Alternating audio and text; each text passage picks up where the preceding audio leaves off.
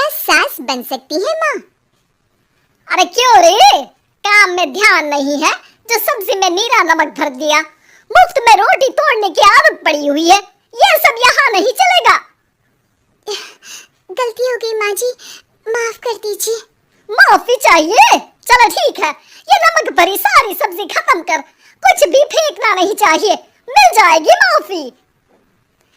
सुनैना की शादी कुछ महीनों पहले ही वासु से हुई है, जिसके बाद से उसकी जिंदगी इस नर्क में जल ही रही है। और अब यही सुनैना की आम जिंदगी है, जिसमें उसकी सास हर छोटी बात पर और कभी कभी तो बिना किसी बात के बस उसे परेशान कर खरी खोटी सुनाती ही रहती है। सुनैना, कल मुझे कहाँ मरी हुई है, इधर तो आ। सास की आवाज सुन सुनैना भागती हुई उसके पास आती है। क्या हुआ माँ जी? अरे तुझे पता है मेरे पैरों में दर्द रहता है, तो मुझसे बदला लेने के लिए टीवी का रिमोट इतनी दूर रख दिया। अरे मुझे ज्यादा खड़ा कर पैर तुड़वाना चाहती है क्या? आज पूरा दिन तू एक पैर पर काम करेगी, अगर कहीं दूसरा पैर जमीन पर रखा तो मुझसे बुरा कोई नहीं होगा। सास और सुनैना की ये कहानी उसकी ननद सिम्मी बहुत करीब से देख रही होती है, जिस वजह से उसके मन में ससुराल और सास के लिए डर बनने लगता है। इसी तरह दिन बीतते हैं। एक शाम वासु और सुनैना साथ बैठे होते हैं। क्या बात है, तुम दिन पर दिन कमजोर कैसे होती जा रही हो?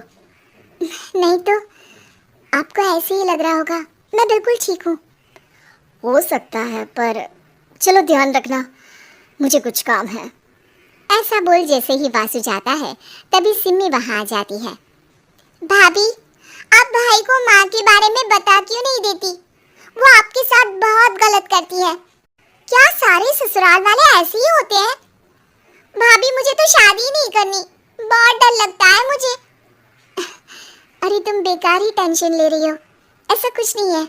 मुझे पता है तुम्हारा ससुराल बहुत अच्छा है, इसलिए खुशी खुशी ससुराल की तैयारी करो। सिम्मी तो वहाँ से चली जाती है, लेकिन सुनैना उसकी बातों से सोच में पड़ जाती है। कुछ दिनों बाद सुनैना के मम्मी पापा और भाई उनके घर आते हैं, जिन्हें देख सास हैरान रह जाती है। आप लोग सुनैना से मिलने आए हैं? अरे बहू, देख तो तेरे मम्मी पापा आए हैं। जी नहीं, आज हम यहाँ लड़की नहीं लड़के वाले बनकर आए हैं। हाँ माँ, मैंने ही सिम्मी और शरद के रिश्ते की बात मम्मी पापा से की थी। शरद हमारी सिम्मी के लिए परफेक्ट है।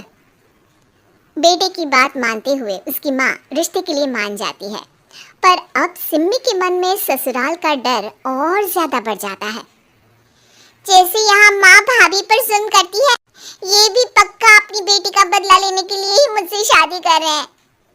इसी सब के बीच देखते ही देखते सिम्मी शरद की शादी हो जाती है और सास के नाम से डरी सहमी सिम्मी ससुराल पहुंच जाती है, जहां पहुंचते ही वो डरते हुए बोलती है, मम्मी जी, मैं अभी पूरे घर का काम कर दूंगी और जॉब भी छोड़ दूंगी।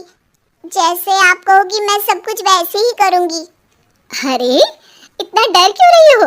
और अभी घर आई हो, कोई काम करने की जरूरत नहीं। नई शादी है, कुछ दिन आराम करो, घूमो फिरो। रही बात घर या जॉब की, तो वो तुम्हारी चॉइस है, कोई तुम्हें नहीं रोकेगा। सास का ऐसा व्यवहार देख सिम्मी हैरान रह जाती है और अपनी भाभी सुनैना का ससुराल में पहला दिन सोचने लगती है। चलो हो गया कार्यक्रम खत्म, जाओ वासु आराम कर। बहू, तू अपने काम पर लग जा। काम से मेरा मतलब है घर का काम, क्योंकि अब से तुम इसके अलावा और कोई जॉब बॉब नहीं करोगी। हाँ, क्या हुआ, कहाँ खो गई? लगता है सपनों में ही घूमने लगी। बताती हूँ तुझे अभी। मेरी बेटी का मजाक बनाएगा?